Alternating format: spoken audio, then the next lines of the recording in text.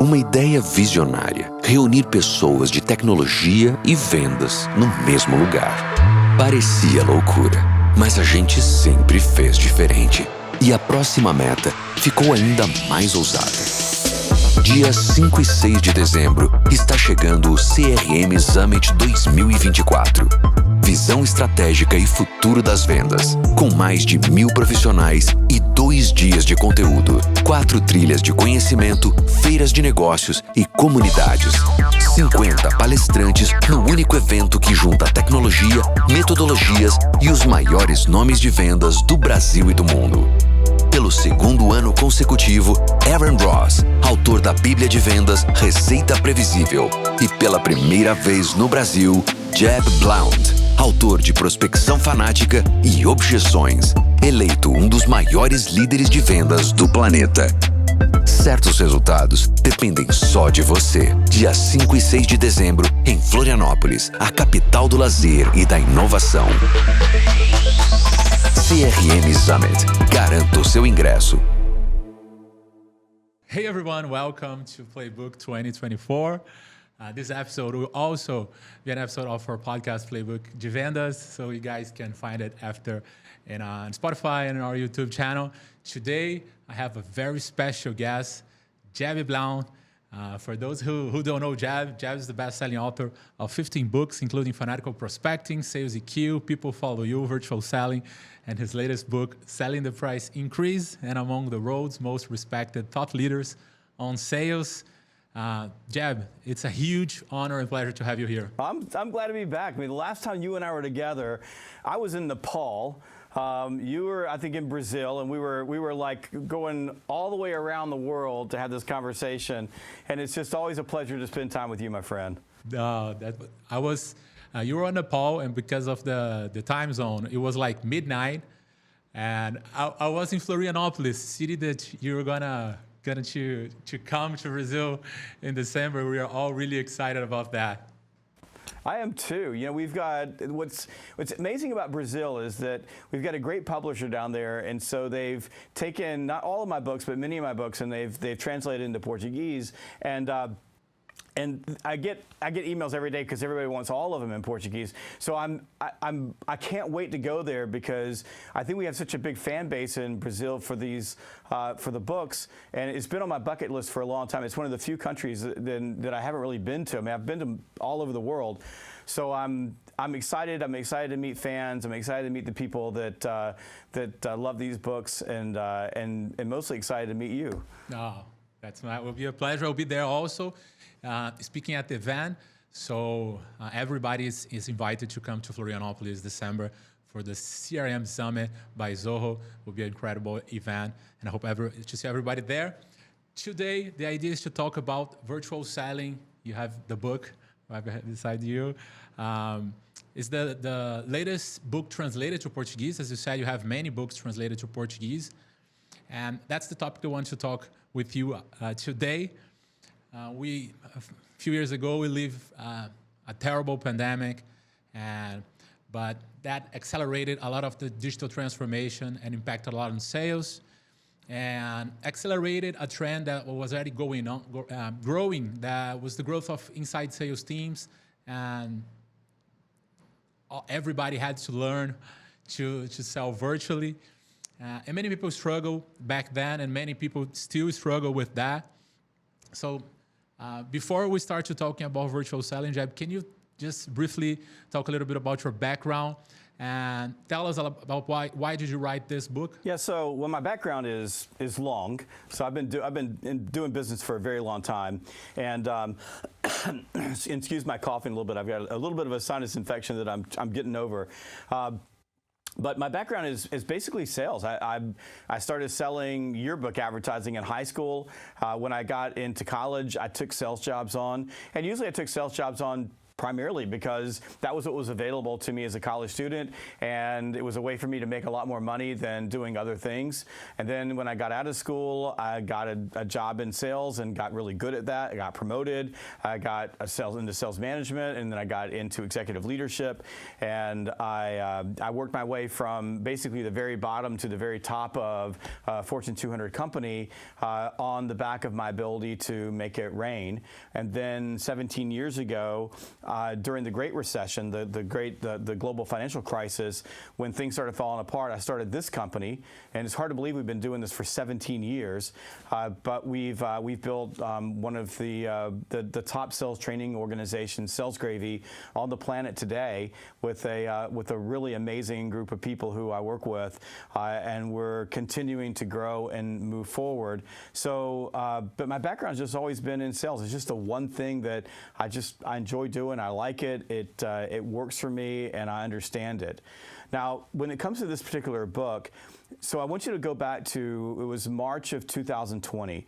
Now, Brazil was in a little bit of a different place, the way that the whole thing went down across the planet. But in March 14th of 2020, basically we shut down the United States. So we said, okay, we're shutting everything down. Everybody's going to go home from school. Everybody's going to go home from work.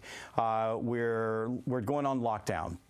And that was on a Thursday. On a Friday, I'm like, okay, what's going to happen to my business? Like, we're a training business. I've got trainers that are on airplanes. We're out seeing people. How are we going to handle that? Now, you can see the studio that I'm in right now. We've got 5 of these studios in this particular complex. We'd actually already built these studios because we could see the world moving more virtual. Like, we already knew that we were in a situation where we were doing more virtual training. We were doing many more virtual meetings. And so we were preparing for that. On Saturday, this would be on the 16th, I was taking a shower, and I'm in the shower and I'm thinking to myself, I need to do something. I need to write a book. And it dawned on me, virtual selling. In the shower, I said, I'm going to write virtual selling. And there's a quote, and I'll paraphrase it, but there's a quote from the guy who founded Atari. He says that almost everybody has brilliant ideas in the shower. Almost nobody ever gets out of the shower and does something about it.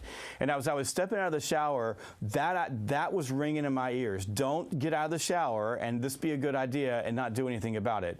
So I went downstairs, grabbed a cup of coffee, picked up the phone, and I called my editor at John Wiley & Sons in New York City and said, Shannon, I've got this great idea. I said, but it's going to blow your mind. I said, we need to write a book called Virtual Selling, and we need to write it right now, and we need to have it on the street in 60 days. And I said, I know that traditionally it takes 2 years to get a book out. And she says, I'm in, let's go. By Monday, we had a cover.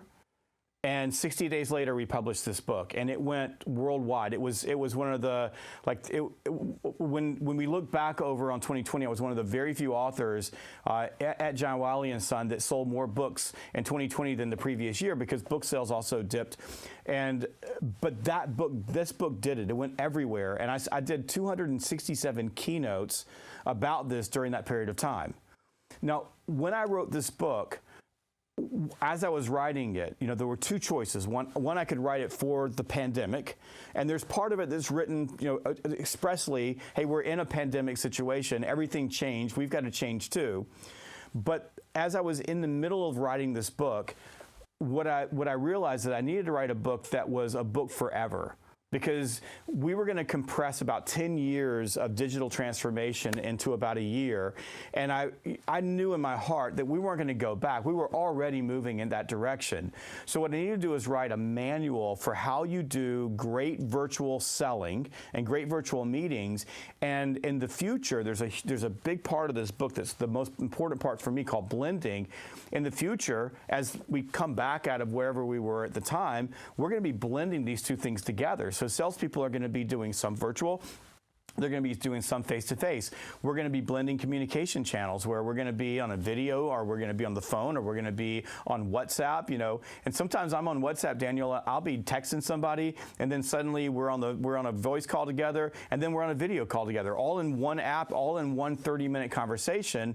And you got to be good at all those things. So I wrote the book to be timeless. I believe that it's standing up to the test of time. And the one thing that you said that I think is is a truth that we need to acknowledge as leaders in the sales world, is that we went through a pandemic. We all went virtual. We came out of the pandemic. We are now blended. We're doing a lot of both, and we have 100 times more virtual meetings now than we did before the pandemic. And salespeople are doing a terrible job on video with their customers, and we own that, and we have to fix this, because I can tell you firsthand, because of the way that we do this. I mean, we sell the way we talk about in the book, that we win more business because companies who hire us say, that was incredible. Like that, I have people get on and they go, wow, like I feel like I'm in a broadcast. They're stunned at how well we execute our virtual meetings, and it gives us a distinct competitive edge because people are buying you. They're buying their relationship with you. They're buying their interaction with you. They're buying how they feel about you. And in a virtual environment, you have to create as close a facsimile to an in-person environment, and you have to give them that feeling. And if your virtual environment stinks, like if you show up and you look bad and your camera's bad and your angles are bad and the way that you execute is bad, that's going to destroy your credibility and impact your ability to close the deal. Yeah, that is a huge. I want to explore with you because there is a big difference between selling in person and selling on video. For those who were used to selling in person, there's a lot of elements of rapport building and connecting and understanding the context that you are, that you maybe don't have virtually.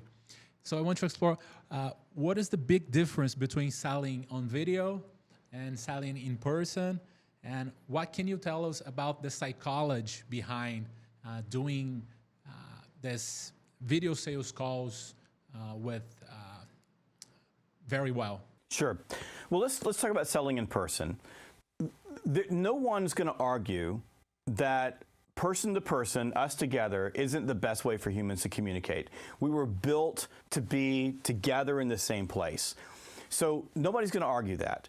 The problem is that in our modern world, especially when you think about distributed sales teams, you think about distributed customers, you think about the fact that you could have a sales team in Brazil who is selling to someone in Austria, and that happens in a global world, right? So it doesn't make sense for us to... Even in Brazil and the United States, there are countries so big that like traveling everywhere is almost impossible. Likewise, I'm 2 hours from Atlanta, and sometimes it doesn't make sense for me to drive 2 hours to Atlanta. Sometimes it doesn't make sense to drive across town because you're not qualified enough to spend the time doing that. And I've never been to Brazil, but I imagine like cities like Sao Paulo that the traffic can be horrific. So you could be 15 miles away from someone. It takes 2 hours to get there. So there's a lot of efficacy for being efficient on video, but the best way for us to sell is in person. But if we can't be in person, what we have to do is create the closest facsimile to being in person in video. Now, when you're in person, you can see everything. So in person, you can see context, right? You can see what's happening. So for example, in person, if I'm sitting with someone and they look over to the side of their desk, say for a piece of paper, I don't think, well, they've lost attention on me. They're looking for a piece of paper. But in a video, all I can see is your frame. So if you looked off camera, I wouldn't know what you were looking off camera for. And because of the way the human mind works, because we call it this negativity bias, but the way the human mind works, we always think the worst, not the best. Like, so if you look away, my brain doesn't naturally think, oh, he's looking for a piece of paper. My brain thinks he's not paying attention to me. And I know that sounds kind of ridiculous, but it's not. It's just how we operate. So in a video frame, all I can see is the frame.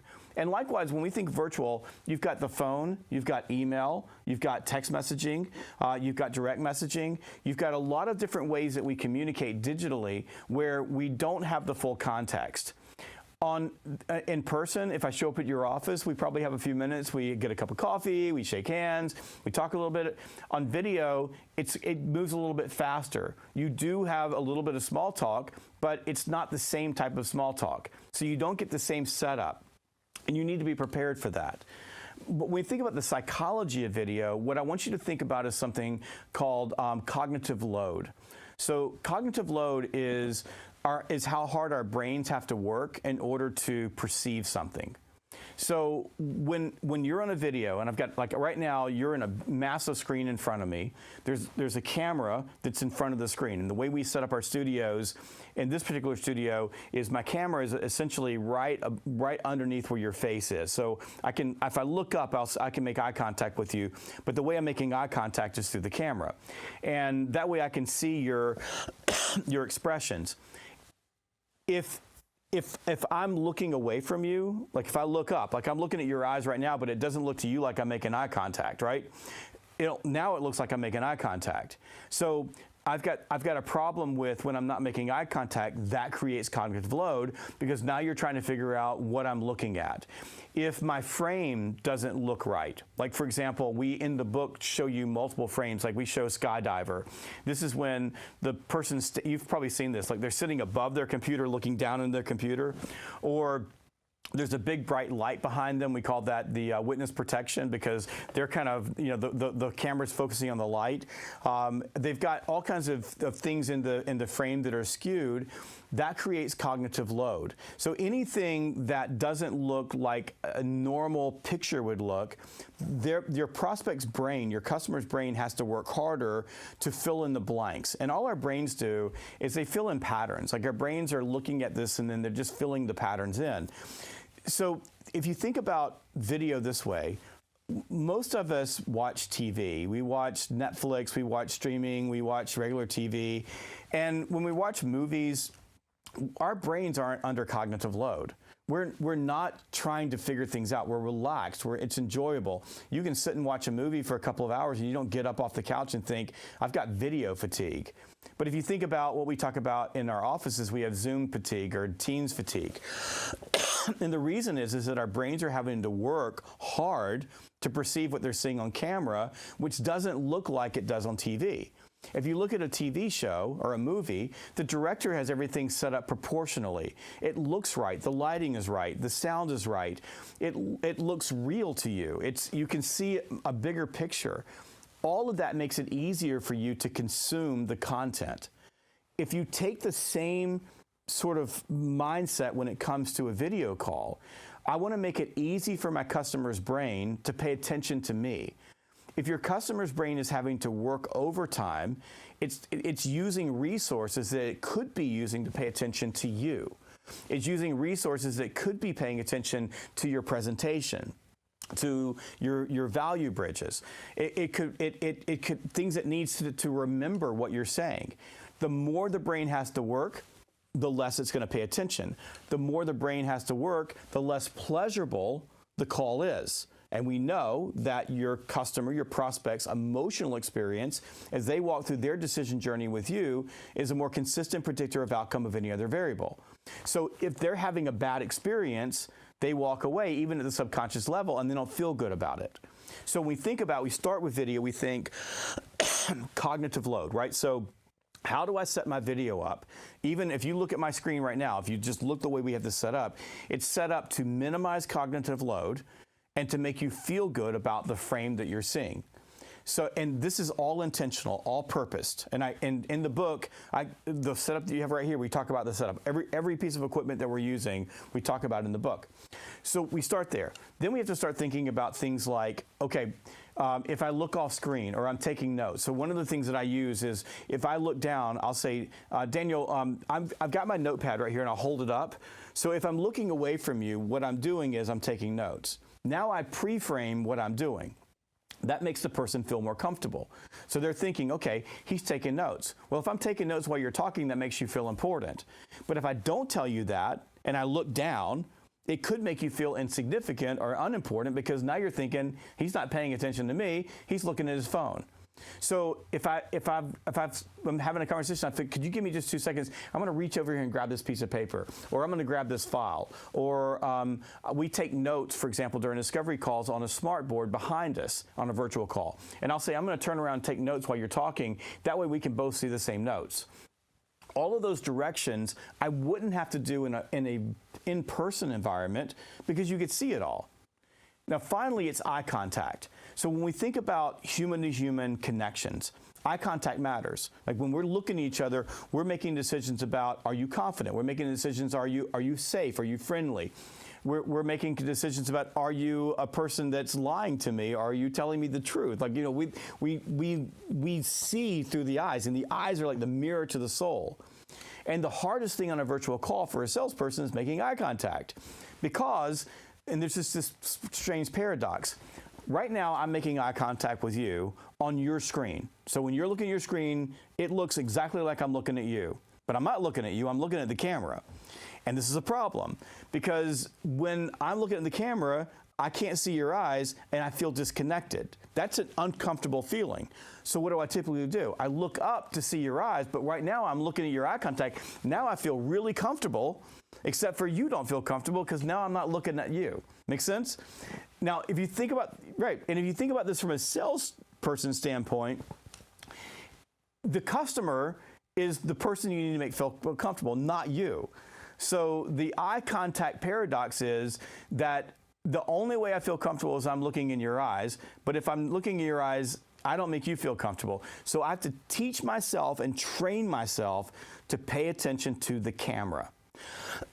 This was the hardest thing that I had to learn as we really shifted into virtual, and even doing events like this, was to learn how to treat the camera like a person. Now, there's some amazing science behind this, and this was science that was already underway prior to the pandemic compressing this move into virtual. And some of the science was around how we learn on video calls to perceive the emotions of other people. So if you think in person, when we're talking with each other, we're looking at each other's faces, like we're looking at micro expressions. And we're doing this at a subconscious level, where we're perceiving emotions. It's called emotional contagion. And it's how we communicate. It's how we adjust in the middle of a call. It's harder to do in virtual. And if I was looking at you, like I can look at your face now because you've got such a nice screen here, and I can read your face and see all the things about your face, I can make those decisions. But again, I'm not making eye contact. And not making eye contact is a massive mistake. So the science says that over time, as you learn how to pay attention to the camera, your peripheral vision as a human being starts to improve. It's sort of like if you were suddenly blind. At first, you would really have a hard time. From a sensory standpoint, you couldn't like get all the pieces. But eventually, your hearing would start to improve, right? Your taste would improve, your touch would improve, and so your other senses would begin to compensate for the fact that you could no longer see. And the science says that in a virtual world, when we learn how to pay attention to the camera, our peripheral vision begins to compensate for our not being able to look directly at your face, and it does. And what happens is you begin to get the feeling, okay, maybe I'm off a little bit here, maybe I need to adjust a little bit here, and you start getting better and better and better at it. But you have to almost will yourself to look at the camera. And the last part about this, before we jump into another subject, is one of the major problems that people have if you're not looking at the camera is that you have a tendency not to look at your customer, but to look at your own face, like you look at yourself. And which is why when you came on, I said, you heard me say it, can you put Daniel on speaker view so that I'm not in a situation where I look at myself, because we were in a split view. And what I was doing was I was looking at my coat and I'm like, how do I look? And I'm like, hey, I look all right. So, yeah. And a lot of people don't like what they see, right? So then it makes you feel less confident. So you want to get into a habit of hiding your picture so that you're not drawn to yourself, because it's really hard not to do it. Like I've done at least 30,000 hours over the last, say 7-10 years in virtual meetings, and that's maybe a little bit, I may exaggerating a little bit, but it's a lot of hours. Like I spend hours and hours in video, and I still find it hard not to look at myself and primp a little bit, when I'm on camera, or fret over, hey, this doesn't look well, this doesn't look good. So you got to learn how to let that go. But that's really the psychology of it. And I break all that down in the book, and with the focus on selling is an emotional endeavor, right? We're connecting with other human beings. And you have to think from the moment that you get on camera, or the moment that you're on a phone call, or an email, or a text message, or a direct message, any of these digital formats, you have to think, what am I doing as a salesperson to create the conditions and the environment so that the conversation is focused on the conversation and not distracted by these other issues in the environment that create a poor experience for my customer. Great, amazing insights. I have a few questions about what you said, Jeb. Not everyone can have a scenario and a professional camera like you have there. What are practical tips can you give for a regular salesperson who is like in office, maybe at home, selling virtually, but they don't have everything that, for example, you have there? Sure. Now, as we say this, in the book, the camera that I have in front of me is a $600 Sony camera. And so it's a little bit more expensive than a webcam, but the picture quality is insane. And pretty much, every salesperson, if you're a salesperson, you make commission and you want to make more commission, you can probably afford this particular camera. So you can have this entire setup here. Now, I've got a producer up in the booth because we do keynotes out of this studio, but the producer's on a switcher, a board, but the switcher, it's a Blackmagic switcher. It's a small handheld switcher. That's completely attainable for every salesperson, and you can do exactly what my producers are doing upstairs, and we're not even really doing any switching in here. But you can manage that, and we have multiple studios around the country that we've created for our trainers, and all of our trainers are self-producing in their studios, and they have this setup. The TV is from Walmart, and I'd probably, $300, and the switcher is another $400. So this whole setup here, and excluding lighting, probably $1,000. You could probably do the entire thing with lighting for about $1,500, and then you can work on your backdrop, what people see behind you. You've got a wood backdrop behind you, which is beautiful. It's perfect. So this is completely attainable for most people, but let's just say that you have a webcam. The one thing I would say is don't use the webcam from your computer. That would be number one. There's no excuse for that. Don't do it. So the webcams on cameras are not built for this. They're not good for this. Now, are there times when you use the webcam? Yes. There are moments when I'm traveling and I'm, I need to just jump on with one of my customers, and I hop on and we're both running that way. That's okay. I've done video calls on my camera where I need to, but I'm talking about customers that I'm engaged with, have a relationship with, I'm solving a problem for them, I'm doing consulting with them. Those are a little bit different in that we've already established a relationship. But you want to avoid using your camera on your computer at all costs.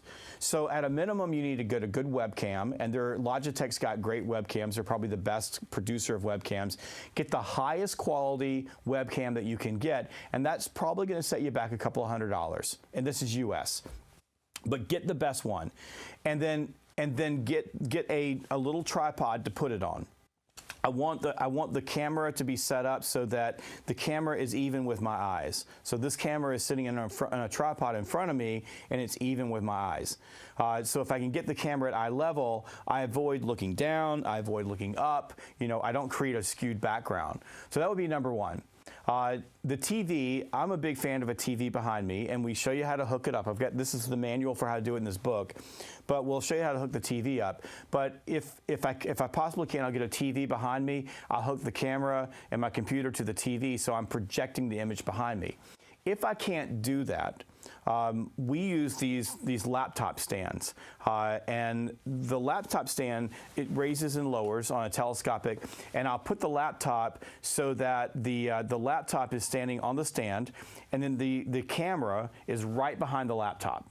So I'm looking at the camera eye level, and then right behind that, I'll have your face.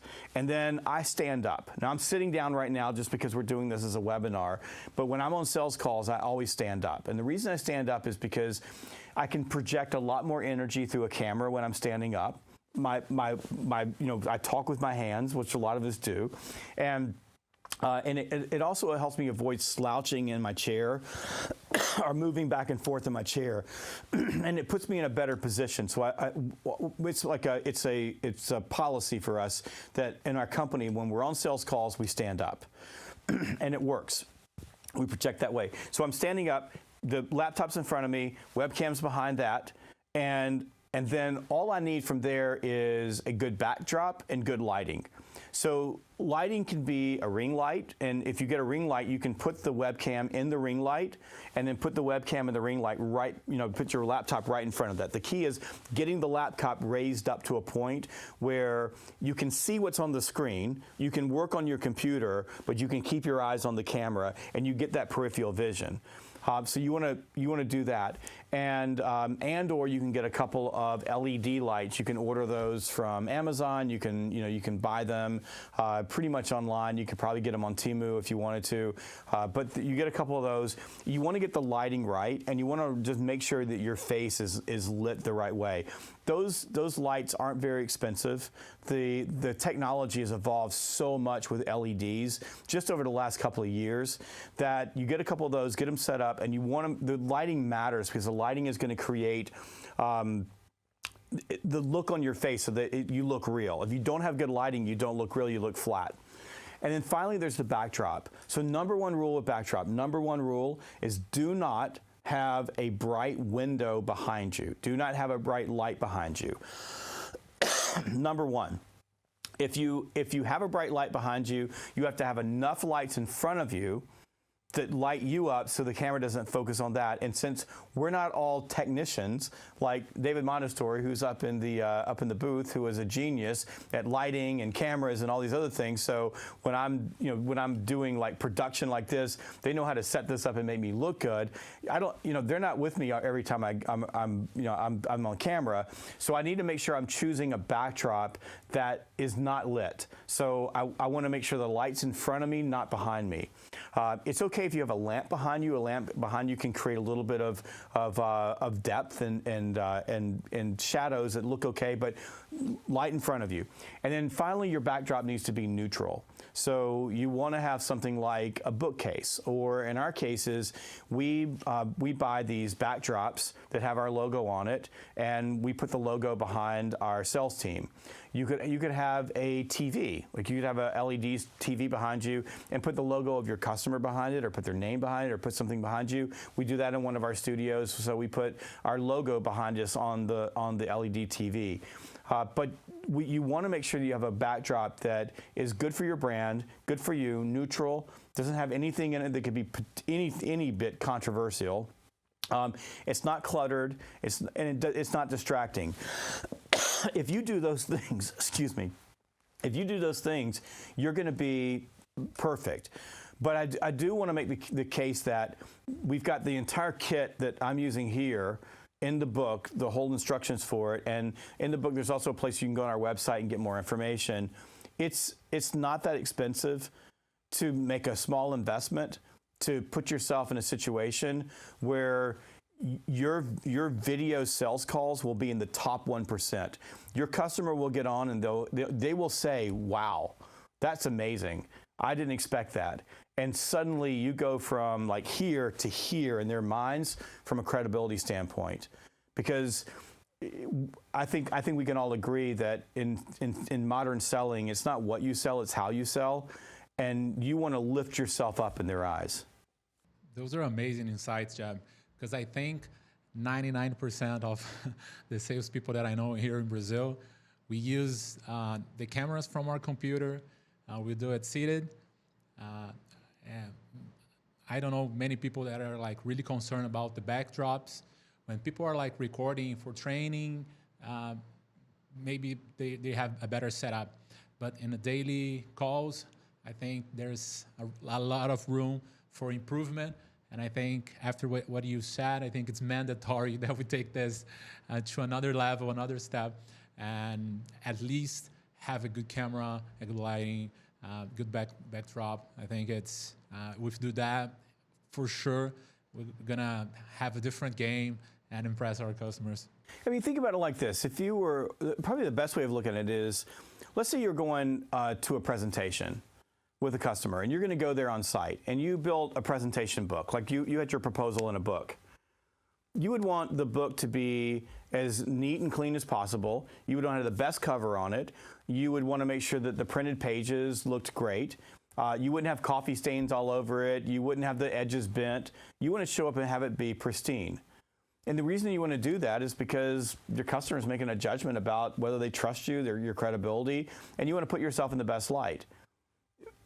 If you show up and you look like crap on camera, if you're not your best self, if you're not dressed well, like I had a kid the other day hopped on the camera with me. He was wearing a hoodie, and he had a big coffee stain on it. And I'm like, and you want me to buy software from you?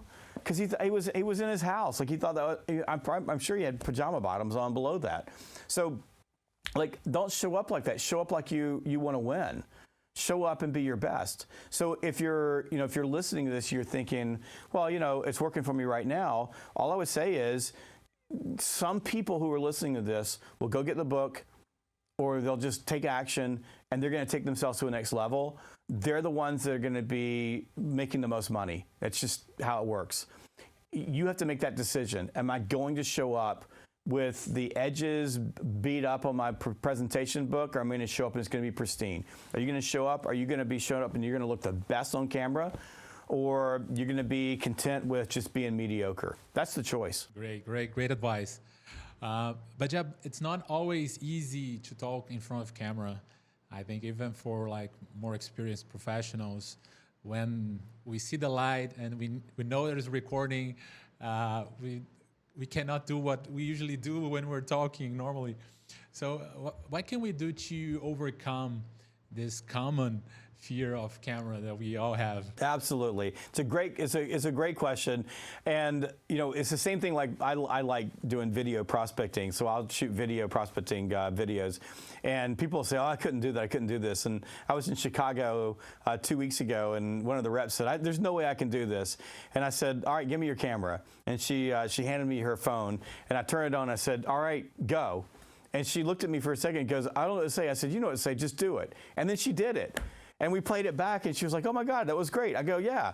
I said, your mind is telling you that you can't be on camera, but you know what to say. You do it all the time. It's just a mindset problem. It's in your way. The only way to get good at being on camera is to go be on camera. Because you're right. Like as soon as the record button comes on, we freeze up. And I know I used to do that. The way that I got over being camera shy was, this is like 7-8 years ago. I realized that I had a major phobia of being on camera. I tried to avoid being on camera as much as possible. So I made a decision that I was going to change it. So for 30 days in a row, every day, I shot one video, every day. And I posted it online, like I posted on YouTube or social media. And they were awful. They were terrible. Terrible, terrible, terrible. But I did it every single day until I started getting to the point where you could put a camera in front of me and I could talk. And like these days, I'm like, somebody will go, oh, my sales team they'd love to see you. And I go, turn your camera on, I'll shoot a video for them. And we'll just shoot a video. I would have never done that 6 or 7 years ago. Being on camera now, you're on camera enough now so that I just get used to looking at the camera. I get used to talking with you. I wish I was there in person. I think this would be really cool if we were together, but I just get used to just having a conversation with you. I don't think about it anymore. And this is something called obstacle immunity. And if you've ever seen Spartan races or Tough Mudders, or for anybody that's been through military training or Outward Bound, or anything where there was adversity and you had to face adversity over and over and over again, well, the first time you face this adversity or you face this roadblock or you face this obstacle, it seems like it's so big that you can't get past it. And what these types of events do is that they run you up against that obstacle over and over and over again until it just doesn't seem so big. A great example of this is yesterday and the day before, I was at Paris Island, South Carolina. here in the United States where at the Marine Corps, a recruiting depot. And this is where all of the newly recruited Marines, the United States Marine Corps, go through basic training. And they're getting off the bus and they're sitting there and they all look like they're scared to death. And they don't know what to think, they don't know what to do, and there's a drill sergeant in their face, and I'm looking at this thing going, I'm scared too, because this is a huge obstacle for them. And a lot of them are, they're seriously thinking about turning back, quitting, giving up. And then we watched these guys, and we went over and we watched a group that had been there for 7 weeks. And the difference between the two, the ones that have been there for 7 weeks, their shoulders are up, they're marching, they're doing cadences, they look strong, they feel strong. It's a complete different look at this group of young men and women who all of a sudden this obstacle of having to go through basic training, of going through a ropes course, of shooting a gun, of doing hand-to-hand combat training, all of it's easy now. I just do this every day. It's my job. That's how you have to treat this. You have to do the same thing. You have to start someplace. You have to forgive yourself and give yourself a break. You're going to get on camera. You're not going to feel good about it. You're going to make mistakes. You're going to screw things up. Fine. Do it again, do it again, do it again, do it again. What I would say, though, is that where we are right now, coming out of the pandemic years, is that we've sort of gotten to this this place where we're just used to it. We just get on the camera, we just do things, and nobody's thinking, am I really good at this? Now is the time to start re-upping it, because what I'm going to tell you is straight up, and I'm talking to the entire audience. Most of the people in the audience don't shoot the messenger. You are not very good at it. I know this because I'm a CEO of a company and I'm on calls with salespeople who want to sell me stuff every single day, and I am almost embarrassed for some of these people and the way that they're interacting with me online. And it's not okay. It's not okay anymore, not with the equipment that we have, not with the instructions that we have, not with the experience we have, to show up and do a poor job on camera with your customer. So number one is, if you feel like you're not good on camera, get over it, because you need to be good on camera. Just like if you said, I'm not good in person, I would say, get over it, you need to be good in person. Because in the modern selling world, we have to blend multiple channels together in a sales process with a customer and stakeholders. We have to do that, and we have to do that seamlessly. So you need to be good at everything. So there's no longer you get to be, oh, I'm not good at this, I'm good at this. So that's number one. Number two is, take a hard look at how you look on camera. It's easy on video calls because you can go back and actually watch the game film. So go back and watch yourself. Are you presenting yourself in the best light? Are you being as good as you possibly can be? Now is the time, and I'm so glad we're having this conversation, because I want to get on my soapbox on this. Now is the time. Sales professionals, sales leaders, up your game. Get good at this. Get better at this. Be better at this than your competitors. Be so freaking good at it that when people get on the camera with you, your customer stakeholders, they're blown away. They're, wow, I can't believe what I'm seeing. I haven't experienced anything like this. Be so good at it that it gives you a competitive edge. Be so good at it that they're compelled to do business with you just because you are so good at what you do. That is getting beyond just being afraid of the camera. That is making the decision right here in your heart that you're going to be the very best at everything that you do, no matter how you're communicating, whether it's in person, on the phone, on WhatsApp, on text, through smoke signals, or on video. Amazing. Now is the time, guys. Let's up our game.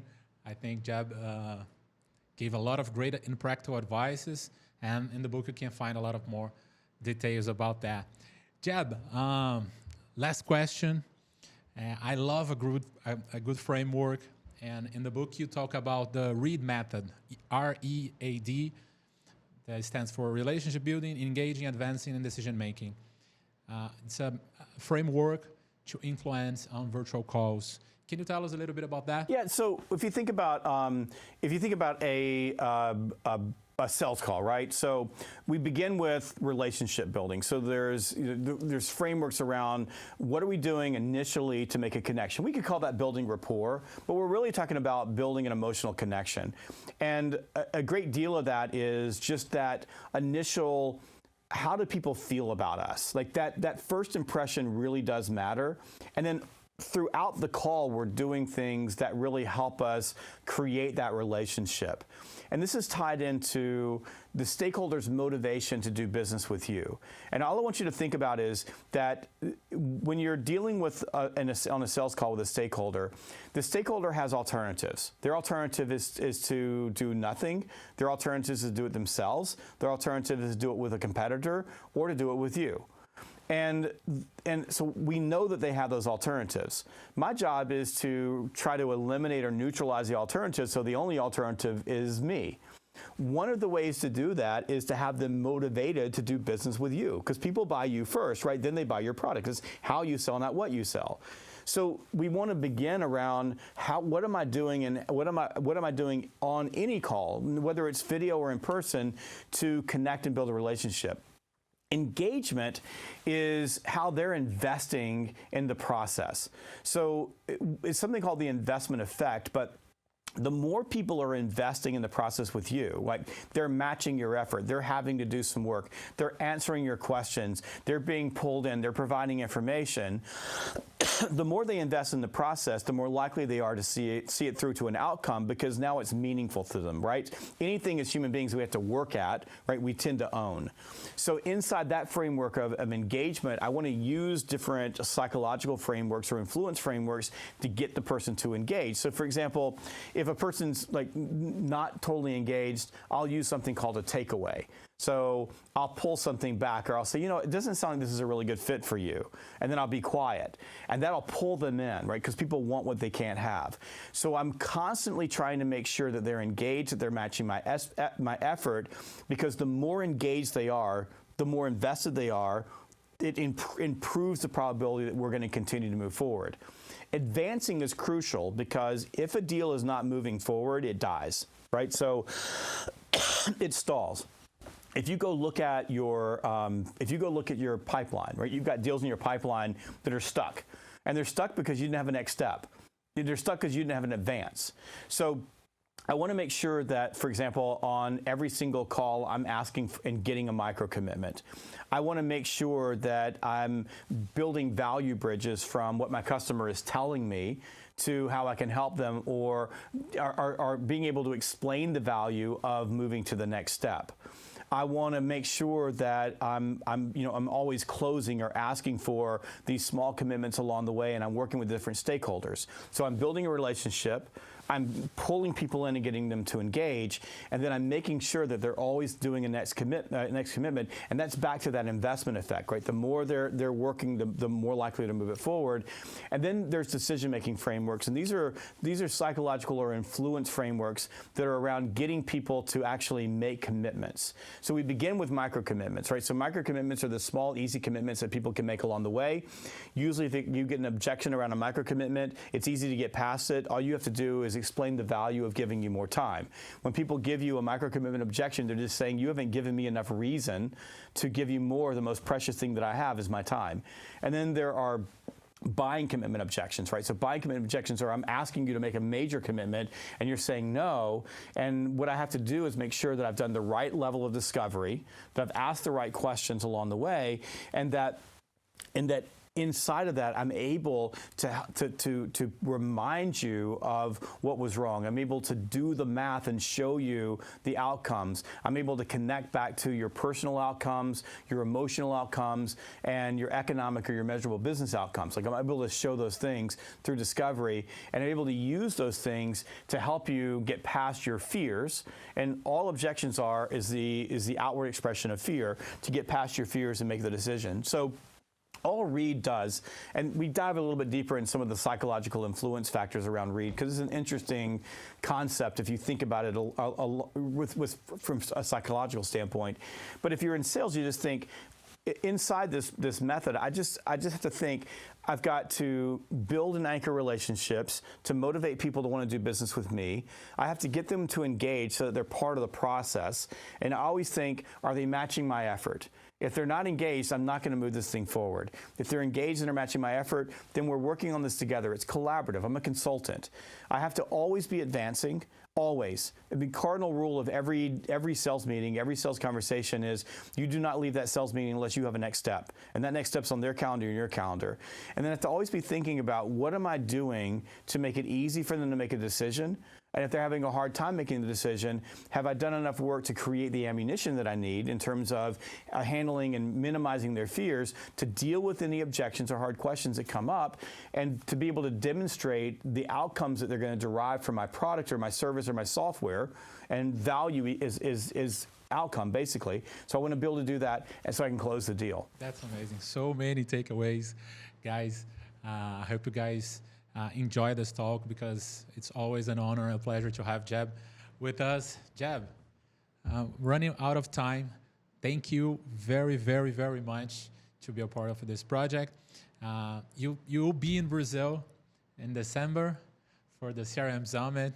What can we expect from your talk here and your presence here? Well, I'm coming to Brazil so we can get fanatical about prospecting, right? So we're going to be focusing on fanatical prospecting, on what we can do to help you become more productive and to get a bigger pipeline, and primarily to help you see how, when you're fanatical about prospecting, you are going to make a whole lot more money. And I'm sure along the way we'll talk a little bit about objections and how you get past those, but I'm coming to Brazil to get fanatical, and I can't wait to see everybody. I hope that we fill the place up, and I'm so stoked, and I'm looking forward to my very first trip down south to Brazil. Guys, you have a QR code here, so you can buy your ticket and meet us all in Florianopolis in December. I hope I meet everyone there. Jeb, thank you very much, and see you soon. See you soon. Thank you, Daniel. Bye-bye. Uma ideia visionária: reunir pessoas de tecnologia e vendas no mesmo lugar. Parecia loucura, mas a gente sempre fez diferente. E a próxima meta ficou ainda mais ousada. Dias 5 e 6 de dezembro está chegando o CRM Summit 2024.